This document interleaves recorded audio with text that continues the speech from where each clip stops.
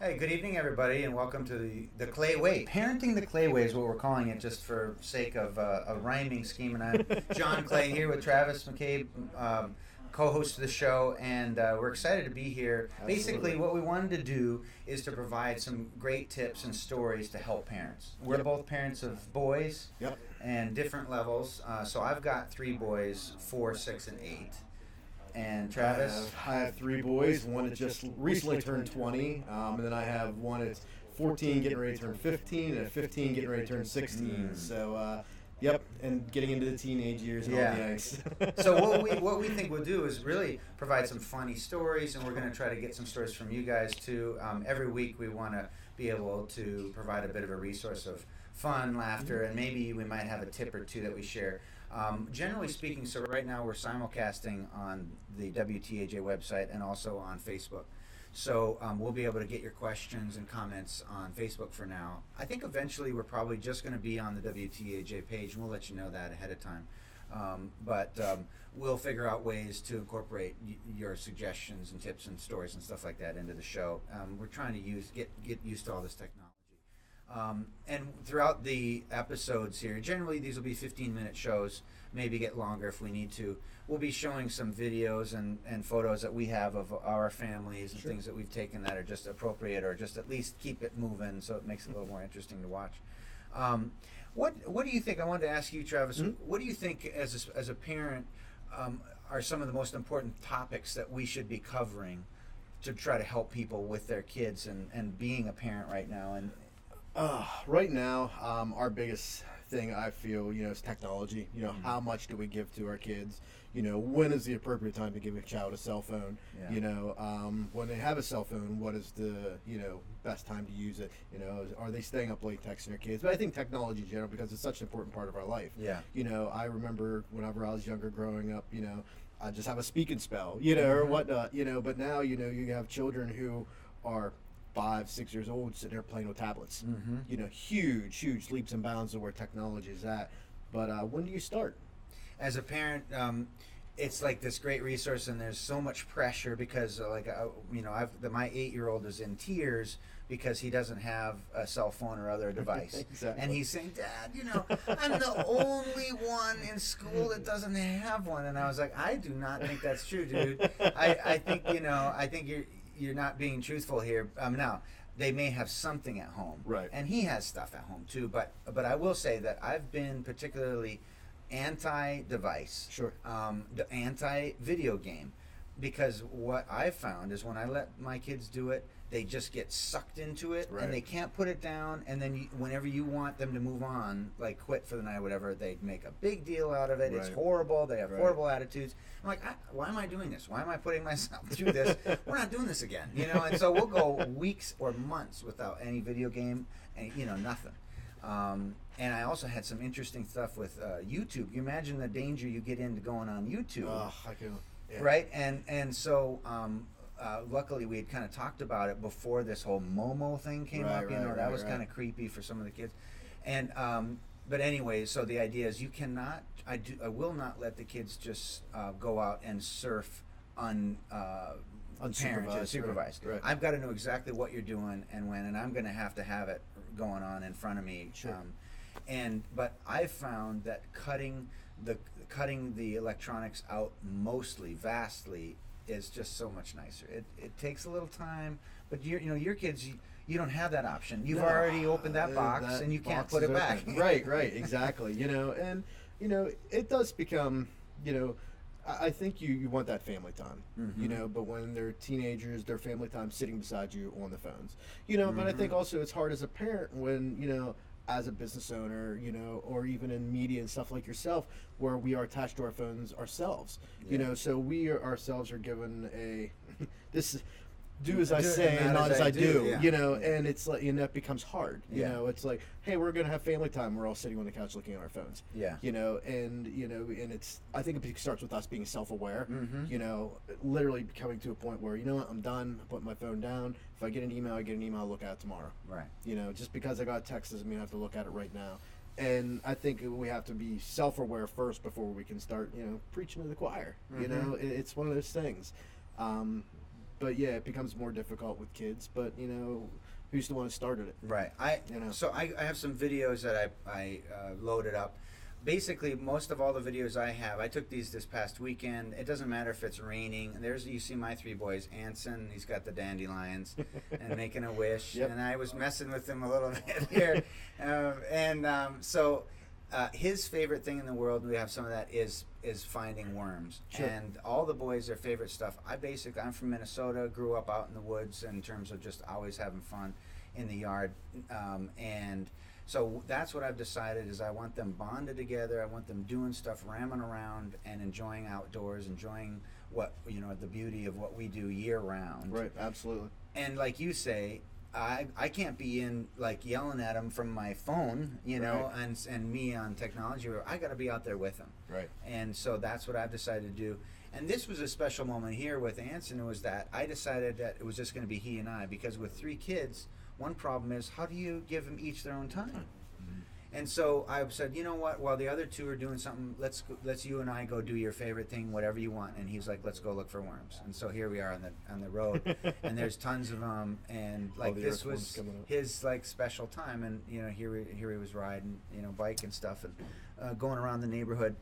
And my feeling is like I'm never going to get these years back. Let me bond them together to the outdoors and to each other. Mm. They're always going to have time for video games. They're always going to have all that technology that they can go to, but they may never develop a love for this stuff if I don't start it early. True. Do you find that was there a shift with your kids about indoors and outdoor stuff, and then now it's not as much, or what happened? What did you see happen? Yeah. I mean, it's kind of funny. Like my son, Braden, he and I used to go bike riding a lot.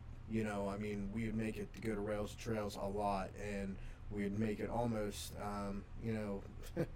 multiple times a week. Mm-hmm. And then as he got older, and once technology became introduced, and as he grew and changed, started maturing too. There's a shift, Mm-hmm. with the maturity. He has more closer ties to his friends. Mm-hmm. School, his classmates, where they might not live as neighbors, Mm-hmm. where you might have a kid who's 3 or 4 years younger than you, and you're like, I'm not interested in playing with someone who's 3 or 4 years. I want to talk to my buddy who I'm used to going to school with. So that's where the technology kind of came into Mm-hmm. play, and admittingly so. You can't feel bad for the technology and your kids using it to keep in touch with their friends at school. Right. And likewise, I know even in I wouldn't want to play with somebody who's 3 or 4 years younger than me. Right. Can you relate to them? Yeah. So I think as the older you get, and technology is what it is. It's a necessary evil. Mm-hmm.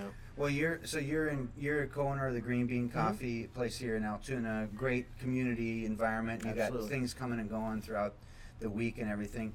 Do you find and you bring kids, families come in and hang out at times, Absolutely. whatever.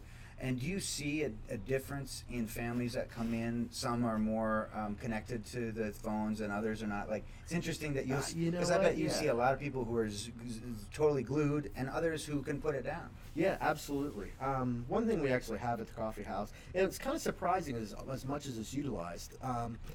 We have our little fireplace. Underneath our fireplace, we have a bunch of board games and stuff like that. Everything from chess and checkers to Connect Four to everything like that. And to Jenga, Mm-hmm. there's a lot of families that I've seen, or Uno, all the different card games, who will come in, sit down with their kids, and they'll play a card game, or they'll play Uno and whatnot. But the funny thing is the majority of that are younger children. As they start getting into the older, Mm-hmm. getting into that teenage years, I see a lot of the kids breaking out their phones, Yeah. connecting to the Wi-Fi with their parents and whatnot, and they'll sit and chat. Mm-hmm. But once again, faces in the phones, faces Yeah. and whatnot, and it is what it is. It's sad to say, but how do you break out of that barrier? Well, I think that for me, with younger kids, I do have the ability of just saying no, and I ultimately sort of carry a lot more weight. And I don't. Well, if I don't give you the phone, of course you don't have the option. Right. And so I just take them away. I have a tablet, and I have some other electronics that the kids can use, but I use it so sparingly. Generally on trips and things where I know that they're gonna really. I can't really expect them to, if they're sitting waiting somewhere for hours or whatever. I'm Sure. gonna need something like that. But I think that taking it away and just keeping it out of sight, out of mind, right. totally. I mean, because they don't ask for it after a couple of days, Right. And as weeks go by, because it goes weeks and weeks that these things are just sitting and not being used, which Right. is like a joy to my heart that the electronic is dead, and it's like, oh, I can't even use it now if I wanted to because it's completely dead. Right. And like, I do believe that if I can keep it away, and like you say, I cannot sit there on my phone and then tell them that they can't. Right. So I've got to be able to stay off of it and really just have that quality time, and then get engaged to say, what do you want to do, buddy? What's your favorite thing? Right. And activate them that way, as opposed to knowing that this little phone is going to be just the default. Right, and it's funny. One way I've kind of adapted with the phone and technology thing, and my wife Katie as well. You know, I mean, with ours being teenagers, and we know for a fact that that they're on their phones quite a bit. You know, we're struggling with quality time. One thing that we've started doing, I started a little bit ago. Playing Fortnite. All the parents know Fortnite. But there's a phone-based Fortnite where two of my kids, Adrian and Braden, would be sitting there playing Fortnite on their phone. And I'm like, well, heck with this. I'm going to download Fortnite. Yeah. I had a new Galaxy at the time. Well, I still have it. And I was able to download like an elite Fortnite skin because of my Galaxy 9. They're like, oh my God, dude, that's lit. And I'm like, and we had that connection. So there's a bonding going on. There's a bonding. Yeah. Katie, as of late, she's been playing, I think it's on Snapchat. There's a bunch of games on Snapchat where they're actually able to talk and play the game together, and they're like coordinating attacks against everybody. So they're having that quality time, doing something that the kids like, but still using the technology. And I think that's where we have to be as parents, as older kids or with older children, to find that happy medium. How far are you going to be going to go? You got to learn it. And because you don't want them to just be isolated, going in their room, and again, it's a break away from the family.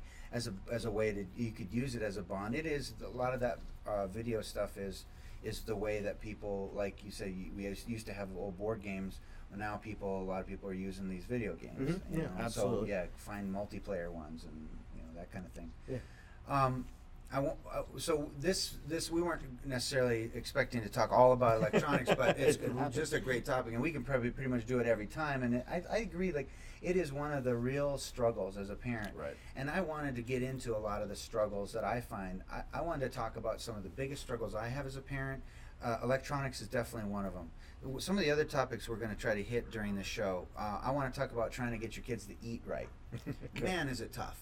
And trying to get kids to, my oldest, to eat vegetables. The younger two eat them. He doesn't, the older Jack. And that, I'd love to get tips from people on that. Right. I mean, that's crazy.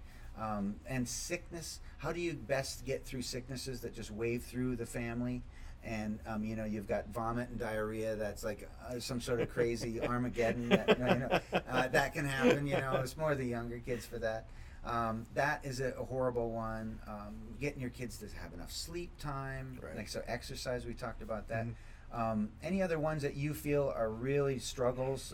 You talked again. Electronics was one of your big ones. I think just as your child matures, how much space do you give them?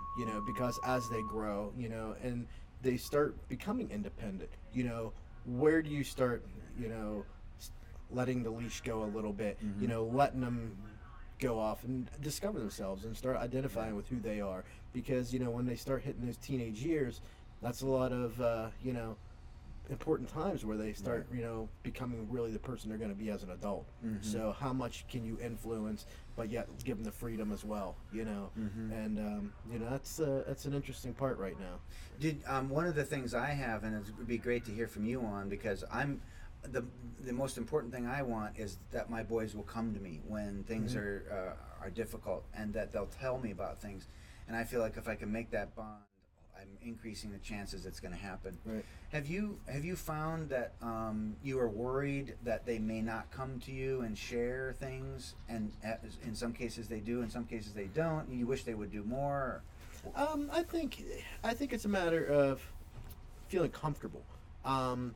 I know that they'll come to me and speak to me about certain topics or aspects where they might not feel comfortable going to, their mom and going to Katie about things, but vice versa, So I think, as as a parent, you have to, kind of pick and choose your battles, and just always let your kid know that, hey, I'm here.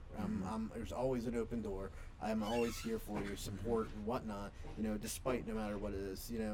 You could never do any wrong. And if you have any problems or you're in doubt, I'm here. Yeah. And I think it's that constant reassurance. And you've had some situations, I assume, where you're like, yeah, this is exactly what I was hoping for. Right. Like, they did come to me. They Right. did open up and they did talk about it, and you can have a real heart-to-heart with them. Yeah, absolutely, absolutely. And that's gone through with all three of my boys. And we're a blended family, so it's nice being a blended family where, children who are not technically biological mine, but I still consider mine, feel comfortable and talk to me about, whether it's school or, relationships or anything. It just shows that trust that's been built. You know, and that's great. Well, and that's something. Another interesting topic is sex, and how do you talk to your kids about it? When do you talk to your kids about it? I think some parents don't do it much, and then they end up thinking, well, they'll just get it from everyone else, which they do. Yeah, the school will take care of it. But I mean, I definitely feel like I've already had, of course, I have the kids asking me about how babies are made and a lot of little of the physical aspects of differences between boys and girls, and I even got just some tonight. And it's like, I don't shy away from any question. Right, right. I just go. Of course, I'll try to keep it, PG right, or whatever. Right. But I think that having less mystery. But then there's all that weird thing too. Is you like, oh, I don't want them to know so much that they're just like, they don't keep, you want them to be scared of it, don't you? It's like, oh my God, what? So I mean, and you're getting to that phase now with your kids who are, when they're in the middle teen years or whatever, that's a reality that sex is going to be a reality, and of course it's one of our big fears is that our kids would maybe have children too early and make those big mistakes too early. And how do you best avoid that other than just having a great relation? Hopefully they listen and use protection. Or, absolutely, whatever. Absolutely. And once again, I think it comes back to like you said, the relationship.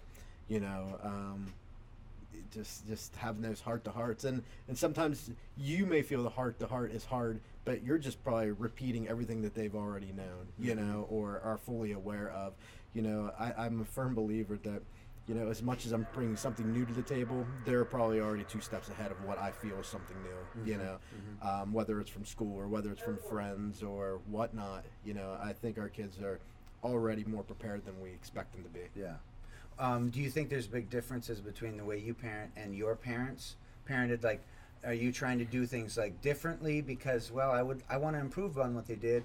Do you also find that you're doing some things that your parents did too? I mean, what do you do? You like to take the good and leave the bad? Well, it's kind of funny. I was raised by a single parent. My mother's the one who raised me.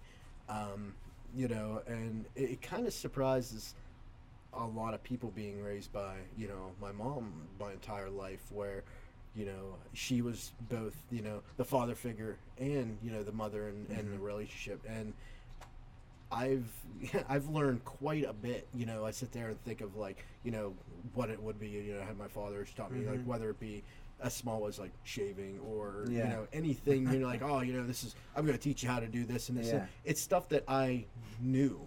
It didn't need to be shown. It was just kind of ingrained in me of like, this is what you do. Yeah.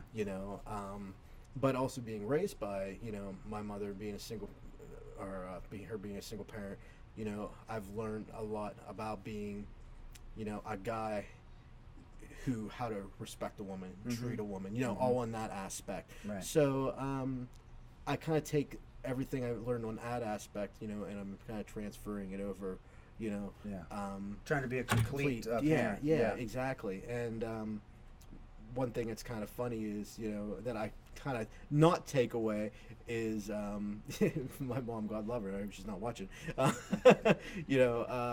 She's very, very, very kind of high strung, but understandably so. A single parent, this and this and that. I'm a little bit more chilled, a little bit more laid back. Yeah. Sometimes too laid back at times, I feel.